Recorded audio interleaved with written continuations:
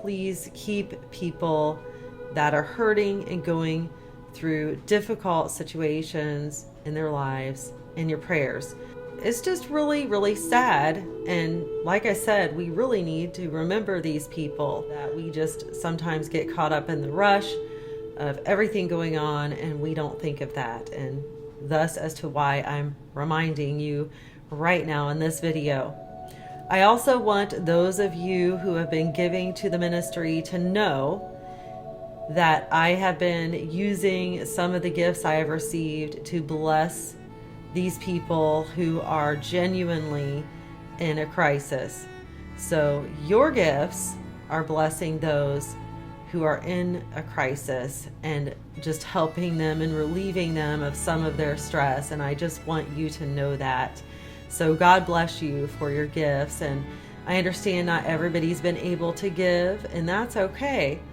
I do appreciate your prayers that you offer up for this ministry, for my family, for me, and for other people. So God bless you.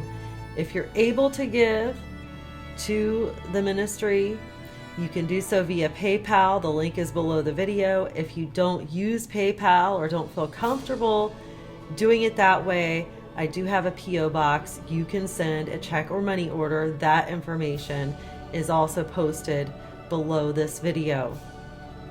And again, those of you who have been able to give, I just want to thank you. And I mean that from the bottom of my heart. Thank you so much for your gifts. It is very precious and awesome that you've been able to do that. And I do pray for all of you. I pray for everybody, but I pray over the gifts and that God blesses you tenfold and then some in return for being so generous and so kind. Thank you for that. Hi, this is Lynn Oz, and I have with me tonight best-selling author Bill Salas, and his website is prophecydepot.com. That information will be posted below the video and on the screen. He is the author of 6 books and related DVDs. His latest 2 books are number 1, The Now Prophecies, and then his newest, Apocalypse Road, Revelation for the Final Generation. Again, you can find out more about his books and DVDs at prophecydepot.com. Bill, thank you so much for joining me. It's been a long time since I've had you on the show, and it is awesome to have you back. Well, it's great to be back. I always look forward to being on your show, Lynn. We cover a lot of interesting, timely topics with emphasis on Bible prophecy, and so it's good to be back. Well, thank you again, and I know that my subscribers love listening to you. Now, there has been so much happening, it's almost hard to keep track of everything anymore. I'm sure you'd agree with that. But as the Syrian civil war winds down and President Bashir al-Assad remains in power, what's next for Syria? Is it payback time against Israel for conducting repeated airstrikes over the past few years on Syrian soil? What's your take on all of that? Well, it's interesting. You're absolutely right. There is so many things to be watching right now with North Korea. The Syrian revolution is winding down. Iran's nuclear program is still a hot button. Donald Trump has recently acknowledged Jerusalem as Israel's capital. All these things are leading to something in my estimation. So we can kind of talk across the spectrum, but Syria is a big one right now because recently, on February 10th, they shot down an Israeli F-16 fighter jet. A New York Times headline on that date said, "Israel strikes Iran in Syria and loses a jet." Now that's a pretty big deal then for Syria to strike down an Israeli fighter jet. It's not a new phenomenon for Israel to be striking inside of Syria. They've done it many times, especially since 2013, but they've done it pretty much uninhibitedly.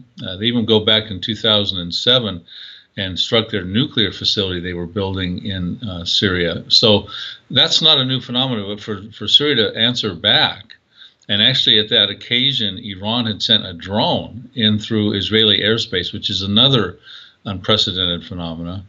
So I'm watching this stuff very closely because this could be what's on the horizon, an Israeli-Syrian conflict, because they have never really made peace with each other. Jordan and Egypt have peace treaties with Israel. as fragile as they are, they still did come to the table and negotiate peace, but Syria never did. These were the three big countries throughout the wars of 1948, 1967, and 1973, the Arab-Israeli wars.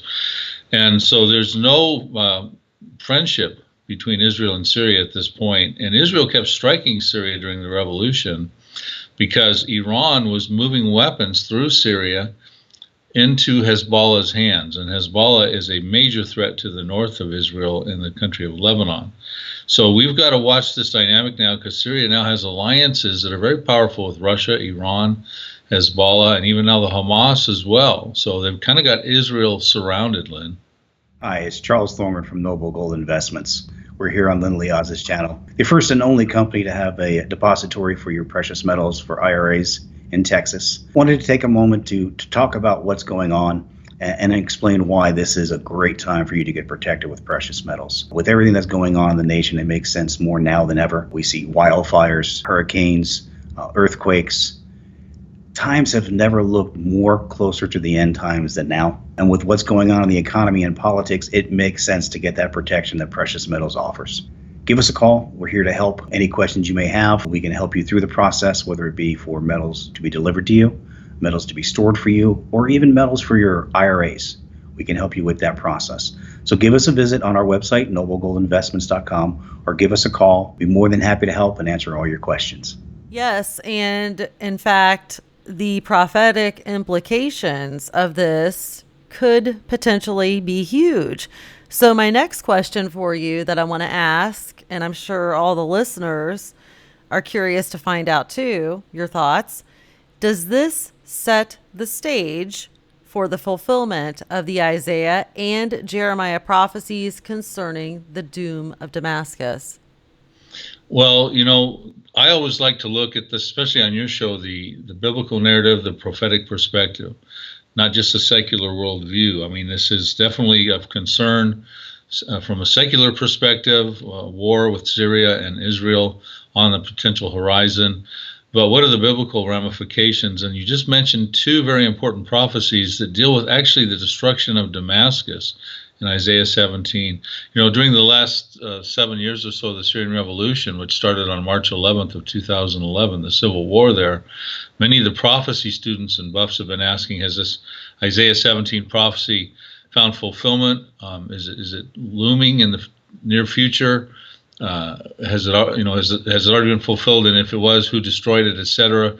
And when it happens, how quickly will it happen, and who will cause it, and that sort of thing. So there's been a whole bunch of serious questions about this, because some people believe Isaiah's prophecy has already found fulfillment, but most of us don't. And Isaiah talks in his 66 chapters about Assyria, who some people say Damascus was destroyed by Assyria in 732 BC, but Isaiah talks about it being Israel who's responsible for it in Isaiah 17.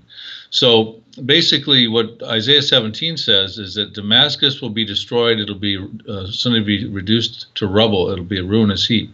The city will no longer exist in Isaiah 17 verse 1. So that's a major situation. That's the capital of Syria, and it is one of the oldest continuously inhabited cities throughout time. So I'm seriously thinking that's a possibility, that the destruction of Damascus could happen. It says in Isaiah 17 verse 9 that in that day Damascus and strong cities inside of Syria will be forsaken, and there will be a lot of desolation because of the children of Israel, which would allude to the Israeli Defense Forces. And I bring that up because a lot of people are wondering if Damascus has found fulfillment in modern history with this revolution, because most of the cities inside of Syria right now are pretty much, a lot of them have been reduced to rubble because of the war.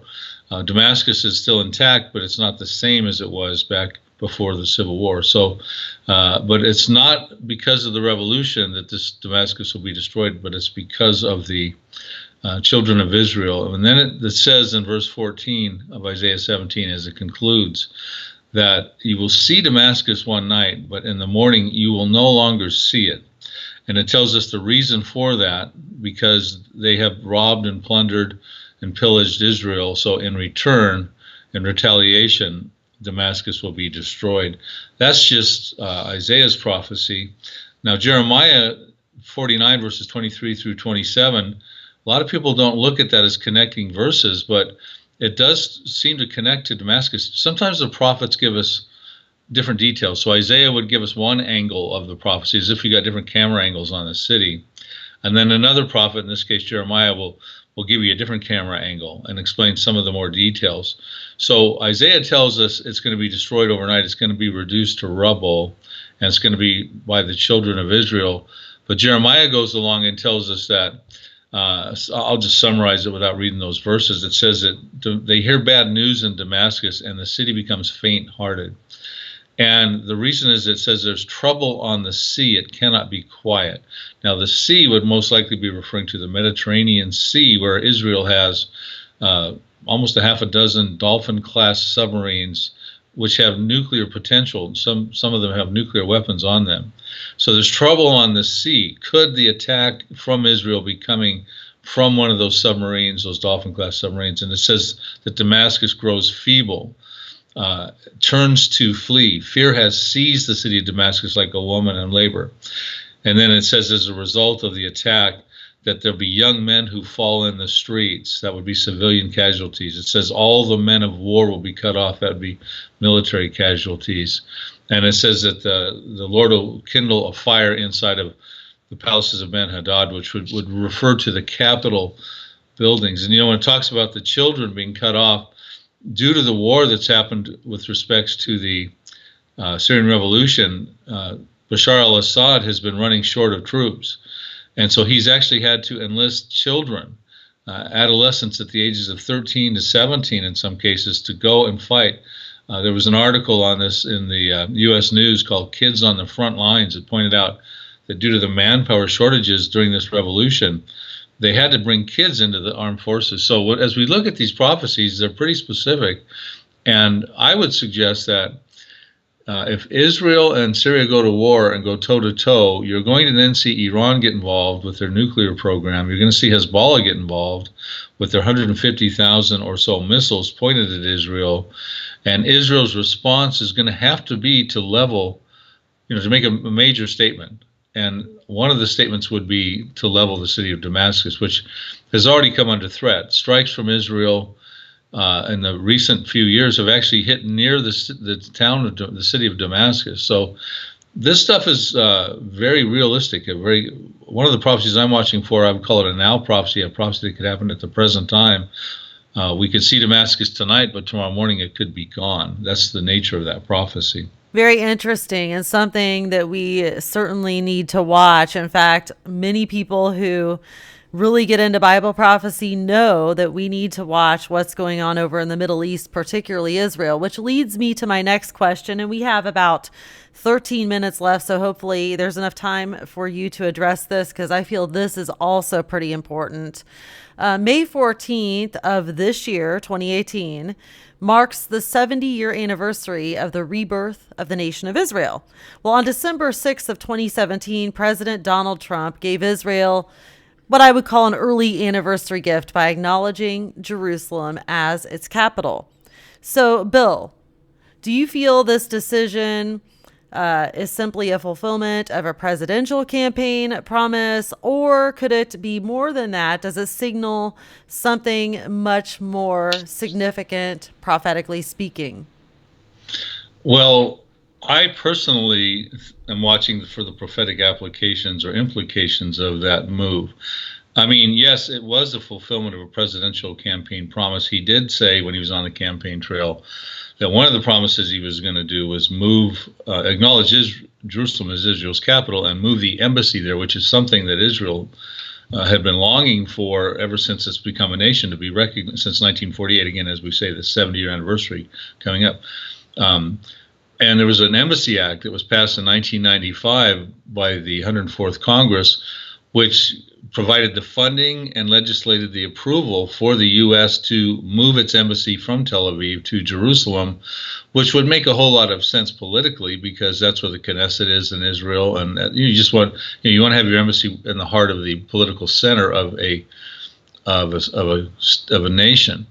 But the presidents had a 6-month waiver that came up every 6 months. Presidents Clinton, George W. Bush and Barack Obama, where they would sign this waiver, which would push it back to the next 6 months and not move it.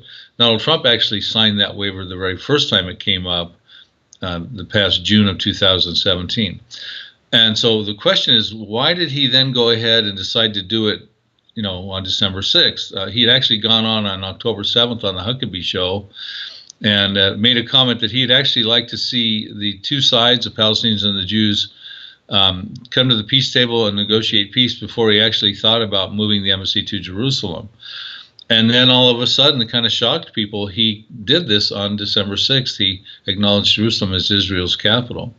And so, my question, my thought in the back of my mind is, did the Lord break his silence on this scenario that's been going on for the past 70 years, this Arab aggression against Israel? And if he did, what are the prophetic implications? And there's a prophecy in Zechariah 12 that I've been talking about a lot lately. But would you like, Lynn, that Embassy Act is very important. Just acknowledging Jerusalem as Israel's capital has a lot of significance, and the Arab states understand what this means because of what the Embassy Act says. Do we have time to talk about just a few of the specificities of the Embassy Act and what it really means when Trump does what he does, what he did on December 6th? Yes, Bill, please explain the significance of the U.S. Jerusalem Embassy Act of 1995, because I feel that's pretty important to what you're speaking about. Well, it is. I think so, too, because basically it's a significant move that Donald Trump made, an acknowledgement of findings that the U.S. Congress passed in 1995. Matter of fact, it was reaffirmed by the Senate around the middle of 2017, near the anniversary, the 50-year anniversary of the reunification of Jerusalem in June of 1967. So basically, and then U.S. Ambassador Nikki Haley voices this. She says basically what Trump was doing was just acknowledging the will of the American people. But the findings of the 104th Congress said that number one of the findings is every sovereign nation, including Israel, may designate its own capital. Okay, well, that makes sense. Finding number two is since 1950, the city of Jerusalem has been the capital of the state of Israel. Finding number 7 said since 1967, Jerusalem has been a united city administered by Israel. These are affirmations of our Congress. Finding number 9, the Congress strongly believes that Jerusalem must remain an undivided city. Now, that's a real big deal because, the part of the peace talks have been the Palestinians want East Jerusalem. They want to divide the city. They want East Jerusalem to be their capital. But this findings would nullify that. They want it to remain an undivided city. And then finding number 17, which is really devastating for, I would say the Arab world, is that in 1996, this is back in 1996, they acknowledged the state of Israel will celebrate the 3,000th anniversary of the Jewish presence in Jerusalem since King David's entry.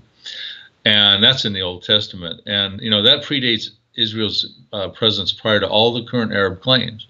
So basically, this is not just a simple move by Donald Trump. This is what he's doing. He's enacting the findings. He's confirming the findings of the U.S. Congress. And what does it mean for the world? What does this move? The implications? It means that it signals that the world's greatest superpower supports Israel's right to Jerusalem as its undivided capital, not to be a divided city. Number 2, it further undermines the international control and oversight of Jerusalem. And, there's a prophecy in Zechariah 12 that talked about a time would come when the international community would want to have control and oversight and impose burdens. It would be a burdensome stone to the international community. A time permitting, we'll go over Zechariah 12. It also will pave the way for other nations to move their embassies to Jerusalem. We're all already hearing about some of that, Guatemala and some other ones.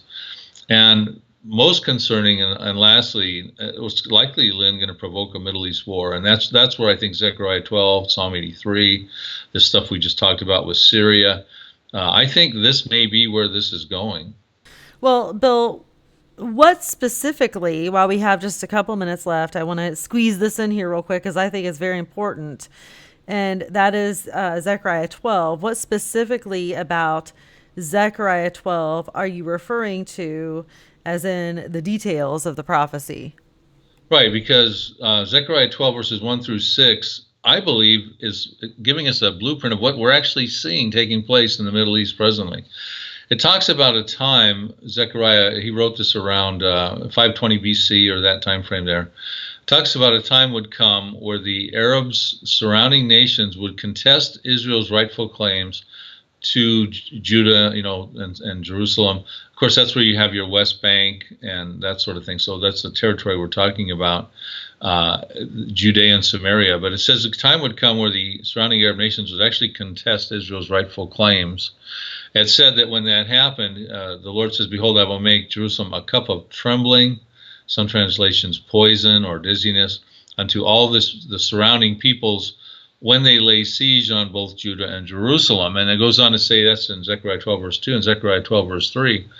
It says that in that day he will make Jerusalem a very heavy stone for all peoples. All who would seek to impose a burden on it will surely be cut into pieces or sorely wounded when they assemble together to impose a burden. And we've seen that that's what's been going on since Israel became a nation. When Israel became a nation, coming up on the 70-year anniversary, it was the partition plan in 1947, made Israel a state in 1948.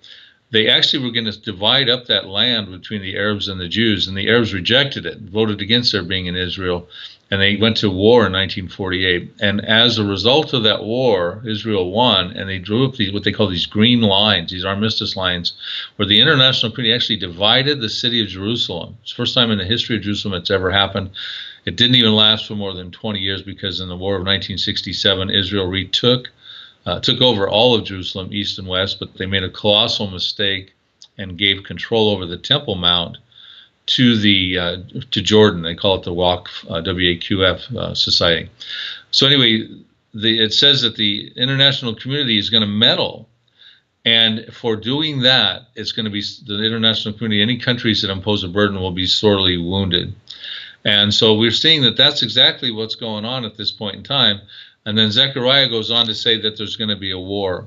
He predicts as a result, not land for peace, not diplomacy, but he goes on and he talks about how in verse 4, 5, and 6 that the Israeli Defense Forces are going to react, they're going to respond, they're going to take the surrounding peoples to task. It says that the surrounding peoples will be like sheaves in a battlefield of a fiery pan, and the Israeli Defense Forces will be a fiery torch. And they will take them out on the left hand and on the right hand. It's actually very specific. But what's very interesting about that, it's not just the Israeli Defense Forces going into action, but there's also supernatural intervention. It says in that day when the attack goes on, the Lord will strike every horse with confusion, every rider with madness, and every horse, again, with blindness. In other words, the Lord's going to intervene. He's going to, in my estimation, if we look at the modern day vernacular, he's going to cause the guidance systems. There's going to be, this is biblical tactics what he's done in the past where he's intervened and caused problems. The next thing you know, the soldiers, the invaders are attacking each other. Every man's killing each other. And I think basically you've got supernatural intervention. We're going to see the Lord supernaturally intervene if we're still here as a church. In Zechariah 12, in my estimation, doing amazing things, of which point will give confidence to the Israeli Defense Forces who will work with them. So it's kind of like at the time of Gideon.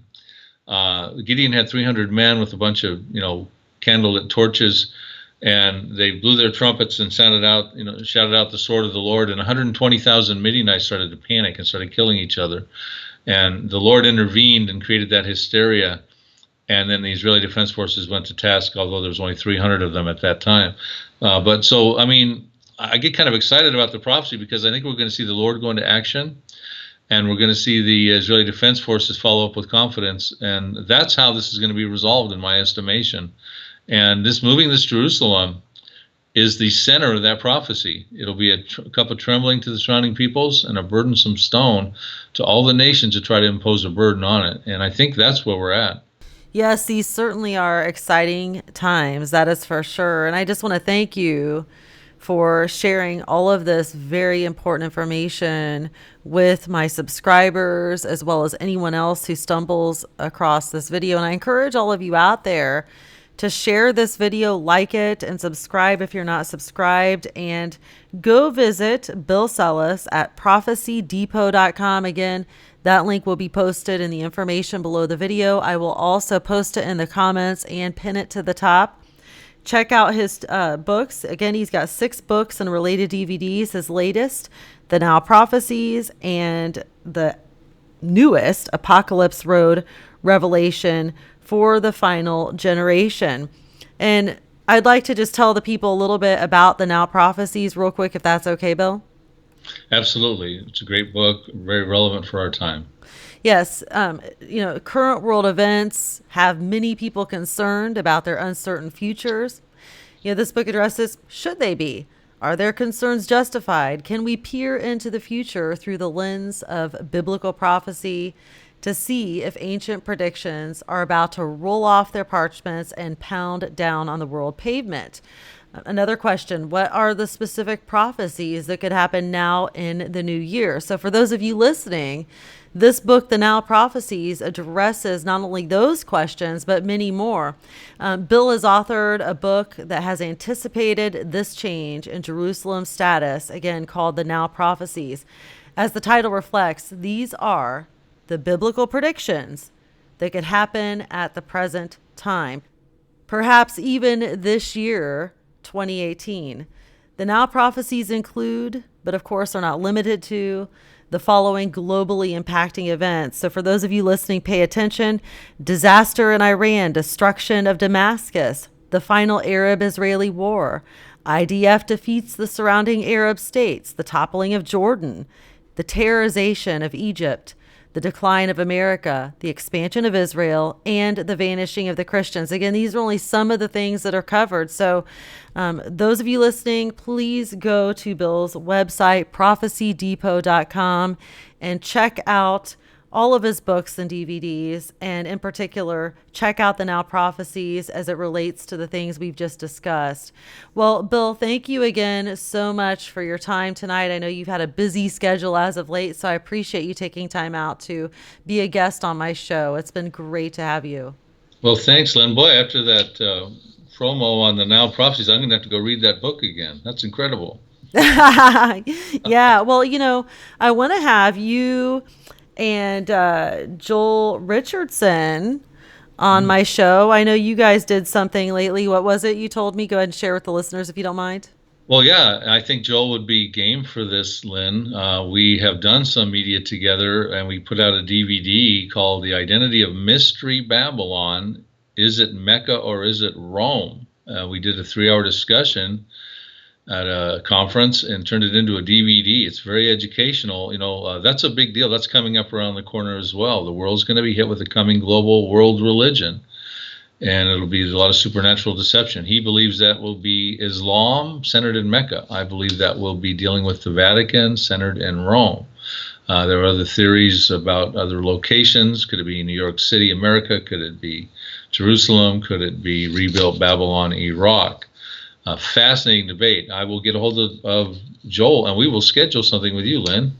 Yeah, I'd love to have both of you on I have a split screen set up for my Skype, so I could have you on the screen on one side and him on the other. And you guys, I know you guys are friends, and but you have this lovely debate together about this topic, and I think it's very interesting and would love to hear what both of you have to say about it. I think that would be awesome. So yeah, for those of you listening, you heard him say he's going to get in touch with Joel, and I've had Joel on my show before too. And let's see if we can make that happen, because I think that would be a really cool show to do, and I think people would really like that. Absolutely, and that DVD is available on Amazon and also on my website, The Identity of Mystery Babylon, Mecca or Rome. Awesome. Well, thank you so much. Again, those of you listening, the link to Bill's website will be posted in the information below the video. That's the video description, and it will be pinned at the top so you can easily and clearly see it at the comments section beneath this video. So be sure and check out Bill while there's still time, because I don't think we have very much time left, and we all need to know what's going on and what's about to happen. Thanks again, Bill, and God bless you. Thanks, Lynn.